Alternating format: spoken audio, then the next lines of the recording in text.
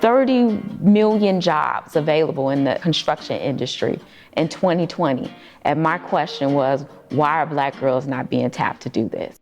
I came from corporate America, so I'm very comfortable sometimes with taking risks and pushing the limits. We took a chance and said, let's have the Pink Hard Hats initiative and let's jump head first into this whole world of construction and trades and engineering and STEM.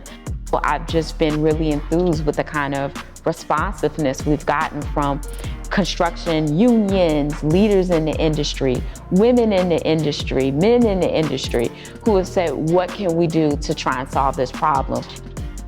I think that manufacturing is such an empowering position for young girls, period, women in general. Well, if you look at manufacturing or any type of hard hat type of a career, we touch a lot of people, and the finances behind it are just limitless. And that's why I love manufacturing, and I feel like women should definitely make it a career goal going forward. So I'm just so grateful, girl, I finally get a chance to see you in your space. Yes, I am excited to have you here. I can't wait till the girls come. Yeah. I love the initiative from afar for such a while, just because of the ability to be able to reach young women where they are. The schools are not really preparing them, especially at a younger level, start walking into their career.